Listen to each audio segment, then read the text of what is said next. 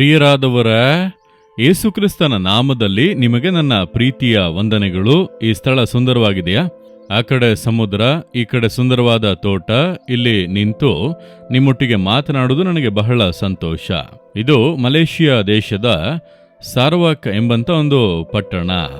ಇದು ಮಲೇಷಿಯಾದ ಪೂರ್ವ ಭಾಗ ಎಂಬುದಾಗಿ ಕರೆಯಲ್ಪಡುತ್ತದೆ. ಈಸ್ಟ್ ಮಲೇಷಿಯಾ ಅಂದರೆ ಮಲೇಷಿಯಾದ ರಾಜಧಾನಿ ಕೋಲಾಲಂಪುರ್ನಿಂದ ವಿಮಾನದಲ್ಲಿ 2 ಗಂಟೆಗಳು ಪ್ರಯಾಣ ಮಾಡಿ ಬರಬೇಕು. ಸಮುದ್ರಗಳನ್ನು ದಾಟಿ ಇರುವಂತ ದ್ವೀಪ ಇದು ಕೂಡ ಮಲೇಷಿಯಾಗೆ ಸೇರಿದ್ದೆ. ಇದರಲ್ಲಿ ಮಿರಿ ಎಂಬಂತ ಒಂದು ಪಟ್ಟಣ, ಕಡಲ ತೀರದ ಪಟ್ಟಣ. ಬಹಳ ಸುಂದರವಾದ ಒಂದು ಭಾಗ, ಬೆಟ್ಟ ಪ್ರದೇಶಗಳಿವೆ. ಬಹಳ ಸಮೃದ್ಧಿಯಾಗಿರುವಂತ ಒಂದು ಪ್ರದೇಶ, ತೋಟಗಳನ್ನು ನಿರ್ಮಿಸಿದ್ದಾರೆ. ಆದ್ದರಿಂದ ಈ ಭಾಗದಲ್ಲಿ ಅನೇಕ ಜನರು ವಾಕಿಂಗ್ ಎಲ್ಲ ಬರುತ್ತಾರೆ, ಬಹಳ ಎಂಜಾಯ್ ಮಾಡುತ್ತಾರೆ. ನಾವು ಕೂಡ ದೇವರು ಸೃಷ್ಟಿಸಿದಂತ ಸೃಷ್ಟಿಯನ್ನು ನೋಡಿ ಎಂಜಾಯ್ ಮಾಡಬೇಕು, ಸಂತೋಷಿಸಬೇಕು. ಪಕ್ಕದಲ್ಲಿ ಪಾರ್ಕ್, ತೋಟ ಎಲ್ಲ ಇದ್ದರೆ ಎದ್ದು ವಾಕಿಂಗ್ ಹೋಗಬೇಕು. ಸೋಮಾರಿಯಾಗಿ ಕೂತುಕೊಂಡಿರಬಾರದು, ಚುರುಕಾಗಿರಬೇಕು. ಬೆಳಗ್ಗೆ ಎದ್ದು 40 ನಿಮಿಷಗಳು ನಡೆಯಿರಿ. ನಿಮ್ಮ ದೇಹಕ್ಕೂ ಅದು ಒಳ್ಳೆ ಆರೋಗ್ಯ, ಮನಸ್ಸಿಗೆ ರಮ್ಯವಾಗಿ, ಸಂತೋಷವಾಗಿ, ಉತ್ಸಾಹವಾಗಿರಬಹುದು. ಸರಿನಾ? ಸರಿ, ಇಂದು ದೇವರು ಏನ್ ಹೇಳುತ್ತಾರೆ ಎಂಬುದಾಗಿ ಕೇಳುತ್ತೀರಾ? ಯಾರೋ ಒಬ್ಬರ ಕುರಿತ ಬೇಸರ ನಿಮ್ಮ ಹೃದಯವನ್ನು ಬಾಧಿಸಿದ. ನಿಮ್ಮ ಮನೆಯೊಳಗೆ, ಕೆಲಸ ಮಾಡುವಲ್ಲಿ ಇರುವಂತ ವಾತಾವರಣದಲ್ಲಿ ಕೆಲವರಿಗೆ ಸಭೆಯಲ್ಲಿ ಕೋಪ ಬರುತ್ತದೆ. ಮೊಯ್ಗೆ ಮೊಯ್ ತೀರಿಸಬೇಕು. ಕೆಲವರಿಗೆ ನನ್ನ ಸೊಸೆ ಮಗನಿಗೆ ಏನಾದರೂ ಹೇಳಿಕೊಟ್ಟು ಅವನೇ ನನ್ನನ್ನು ದ್ವೇಷಿಸುತ್ತಾ ಇದ್ದಾನೆ, ಬಿಡಬಾರದು, ಏನಾದರೂ ಮಾಡಬೇಕು, ಮೊಯ್ಯಿ ತೀರಿಸಬೇಕು, ಇವರಿಗೆ ಏನಾದರೂ ಮಾಡಬೇಕು ಎಂಬುದಾಗಿ ಅನಿಸುತ್ತಿದೆಯಾ? ಕೆಲವೊಮ್ಮೆ ಕೆಲವರನ್ನು ನೋಡಿದರೆ ಹಾಗೆ ಅನಿಸುತ್ತದೆ. ಯಾಕಂದ್ರೆ ಡಿಸ್ಟರ್ಬ್ ಮಾಡುತ್ತಾ ಇರುತ್ತಾರೆ. ಅವರಿಗೆ ನಾನು ಏನಾದರೂ ಮಾಡಬೇಕು. ಹೊರಗೆ ಆ ರೀತಿ ಏನು ಮಾಡದೇ ಇದ್ದರೂ ಒಳಗೆ ಅಂತಹ ಭಾವನೆ ಬರುತ್ತದೆ, ಏನಾದರೂ ಮಾಡಬೇಕು ಎಂಬುದಾಗಿ. ಆದರೆ ದೇವರು ಹೇಳುತ್ತಾರೆ, ಜ್ಞಾನೋಕ್ತಿಗಳು 20ನೇ ಅಧ್ಯಾಯ 22ನೇ ವಾಕ್ಯದಲ್ಲಿ, ಕೇಡಿಗೆ ಮೊಯ್ಯಿ ತೀರಿಸುವೆನು ಅನ್ನಬೇಡ. ನನ್ನ ಮಗನೇ, ನನ್ನ ಮಗಳೇ, ಅವರು ಕೇಡನ್ನು ಮಾಡುತ್ತಾರೆ, ನಿಜವೇ. ಅವರು ಸುಳ್ಳನ್ನು ಹೇಳಿಕೊಟ್ಟು ನಿಮಗೆ ವೇದನೆ ಉಂಟು ಮಾಡುತ್ತಾರೆ, ನಿಮ್ಮ ಮೇಲೆ ದೋಷ ಹೊರಿಸುತ್ತಾರೆ, ಕೇಡು ಮಾಡುತ್ತಾರೆ, ನಿಮ್ಮ ನೆಮ್ಮದಿಯನ್ನು, ನಿಮ್ಮ ಸಂತೋಷವನ್ನು ಕೆಡಿಸುತ್ತಾ ಇದ್ದಾರೆ. ನಿನ್ನನ್ನು ನೆಮ್ಮದಿಯಾಗಿರುವುದಕ್ಕೆ ಬಿಡದೆ ಡಿಸ್ಟರ್ಬ್ ಮಾಡುತ್ತಲೇ ಇದ್ದಾರೆ. ಚೆನ್ನಾಗಿ ತಿಳಿಯುತ್ತಿದೆ. ಆದರೆ ಆ ಕೇಡಿಗೆ ಮೊಯ್ಯಿ ತೀರಿಸುವೆ, ನಾನು ಹಾಗೆ ಮಾಡುತ್ತೇನೆ ಅನ್ನಬೇಡ ಮಗನೇ, ಮಗಳೇ ಎಂದು ದೇವರು ಹೇಳುತ್ತಾರೆ. ಮತ್ತೆ ಇನ್ನೇನು ಮಾಡುವುದು? ಯೆಹೋವನನ್ನು ನಿರೀಕ್ಷಿಸಿಕೊಂಡಿರು, ಆತನೇ ನಿನ್ನನ್ನು ಉದ್ಧರಿಸುವನು.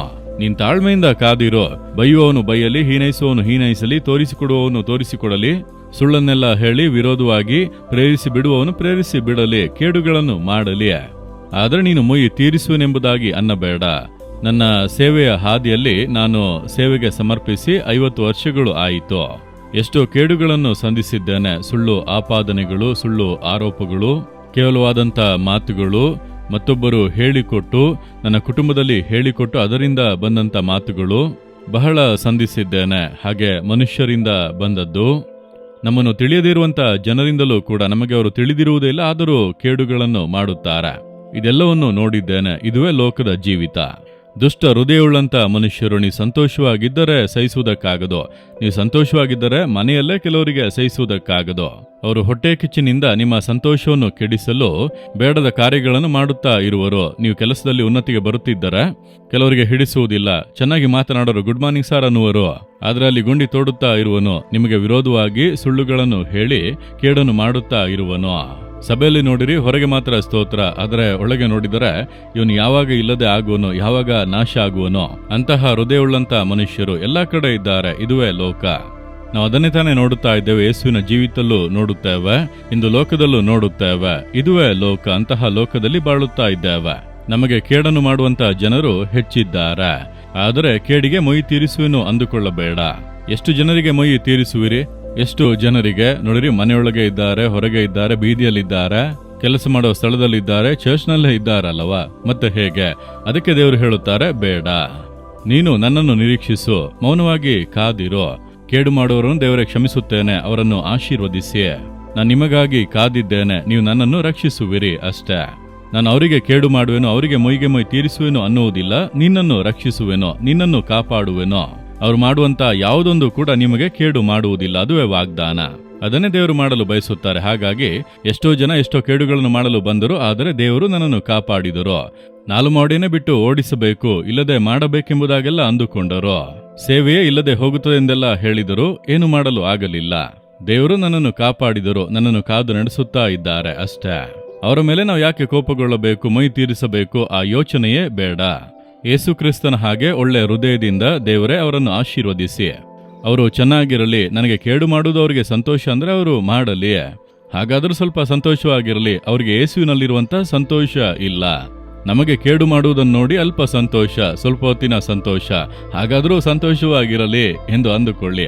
ದೇವರೇ ಅವರನ್ನು ಆಶೀರ್ವದಿಸಿ. ಆದ್ದರಿಂದ ನೀವು ಮೈ ತೀರಿಸಬೇಕು, ಕೇಡಿಗೆ ಕೇಡನ್ನು ಮಾಡಬೇಕು, ಉತ್ತರ ಕೊಡಬೇಕು, ನಾನೇನಾದರೂ ಮಾಡಬೇಕು ಅಂದುಕೊಳ್ಳಬೇಡಿ. ತಾಳ್ಮೆಯಿಂದಿರಿ, ಸಹನೆಯಿಂದ ಇರಿ, ಅವರನ್ನು ಕ್ಷಮಿಸಿರಿ, ಮನಪೂರ್ವಕವಾಗಿ ಕ್ಷಮಿಸಿ, ದೇವರಿಗಾಗಿ ನಿರೀಕ್ಷಿಸಿ. ದೇವರೇ ನೀವು ನೋಡಿಕೊಳ್ಳಿ, ನಿಮ್ಮನ್ನು ಪ್ರೀತಿಸುತ್ತೇನೆ, ನಿಮಗಾಗಿ ಕಾದಿದ್ದೇನೆಂದು ಹೇಳಿರಿ, ಆತನು ನಿಮ್ಮನ್ನು ರಕ್ಷಿಸುವನು. ಅವರು ಹೇಳಿದ ಹಾಗೆ ಏನು ನಡೆಯುವುದಿಲ್ಲ, ಅವರು ಅಂದುಕೊಂಡ ಹಾಗೆ ಏನು ನಡೆಯಲು ದೇವರು ಬಿಡುವುದಿಲ್ಲ. ನಮ್ಮನ್ನು ನಾಶ ಮಾಡುವುದಕ್ಕೂ ಆಗದು, ನಮ್ಮನ್ನು ಇಲ್ಲದೆ ಮಾಡುವುದಕ್ಕೂ ಆಗದು, ನಮ್ಮನ್ನು ಅಗಲಿಸುವುದಕ್ಕೂ ಆಗದು. ಧೈರ್ಯವಾಗಿರಿ. ಆದ್ದರಿಂದ ತಾಳ್ಮೆಯಿಂದ ಇರಿ. ದೇವರು ಹೇಳುತ್ತಾರೆ, ಇಂದು ಯಾರೊಬ್ಬರ ಕುರಿತಾಗಿ ಬೇಸರ ಇದೆ, ಏನಾದರೂ ಮಾಡಬೇಕೆಂಬುದಾಗಿ ಹೃದಯದಲ್ಲಿ ಆ ಕೋಪ ಇದೆ ಅಲ್ಲ, ಅದನ್ನು ಆ ಹೃದಯದಿಂದ ಪೂರ್ಣವಾಗಿ ತೆಗೆದು ಹಾಕಿರಿ. ಸರಿನಾ? ನಿಮ್ಮ ಹೃದಯದಿಂದ ಅದನ್ನು ತೆಗೆದು ಹಾಕಿ ಬಿಡಿ, ಆಗ ನೀವು ಸಂತೋಷವಾಗಿ ಇರಬಹುದು. ಇದನ್ನೇ ಯೇಸು ನನಗೆ ಕಲಿಸಿಕೊಟ್ಟದ್ದು. ನಾವು ಆತನ ಹೆಜ್ಜೆ ಜಾಡುಗಳಲ್ಲಿ ನಡೆಯಬೇಕಲ್ಲ, ಅದುವೇ ಕ್ರೈಸ್ತ ಜೀವಿತ. ಬರೀ ನಾನು ಬೈಬಲ್ ಓದುತ್ತೇನೆ, ಪ್ರಾರ್ಥಿಸುತ್ತೇನೆ, ಸಭೆಗೆ ಹೋಗುತ್ತೇನೆ, ಕಾಣಿಕೆ ಕೊಡುತ್ತೇನೆ, ಇಲ್ಲ, ಆತನ ಹೆಜ್ಜೆ ಜಾಡುಗಳಲ್ಲಿ ನಡೆಯಬೇಕು. ಆತನು ನಡೆದ ಹಾಗೆ, ಅದುವೇ ಕ್ರೈಸ್ತ ಜೀವಿತ ಎಂದು ಒಪ್ಪಿಸಿಕೊಡುವಿರಾ? ದೇವರೇ, ನಾನು ನಿಮ್ಮ ಹೆಜ್ಜೆ ಜಾಡುಗಳಲ್ಲಿ ನಡೆಯಬೇಕು, ಮೊಯ್ಗೆ ಮೈ ತೀರಿಸಬೇಕು, ಪ್ರತ್ಯುತ್ತರ ಕೊಡಬೇಕೆಂಬ ಯೋಚನೆಯೇ ಬರಬಾರದು. ನನಗೆ ಕೇಡು ಮಾಡುವವರು, ವೇದನೆ ಪಡಿಸುವಂತವರು ಸುತ್ತಲೂ ಇದ್ದಾರೆ. ನಾನು ಮನಪೂರ್ವಕವಾಗಿ ಅವರನ್ನು ಕ್ಷಮಿಸುತ್ತೇನೆ, ಆಶೀರ್ವದಿಸುತ್ತೇನೆ. ಅವರು ಚೆನ್ನಾಗಿರಲಿ, ಸಂತೋಷವಾಗಿರಲಿ. ಅವರ ಮೇಲೆ ಕೋಪವೋ ದ್ವೇಷವೋ ಮೊಯ್ ತೀರಿಸುವ ಸ್ವಭಾವವೋ ನನ್ನಲ್ಲಿ ಬರಲೇಬಾರದು. ನಾನು ನಿಮ್ಮನ್ನೇ ನಿರೀಕ್ಷಿಸಿಕೊಂಡಿದ್ದೇನೆ, ನೀವು ನನ್ನನ್ನು ಕಾಪಾಡುತ್ತೀರಿ ಎಂದು ನಂಬುತ್ತೇನೆ. ಯೇಸುವಿನ ನಾಮದಲ್ಲಿ ಆಮೇನ್, ಆಮೇನ್.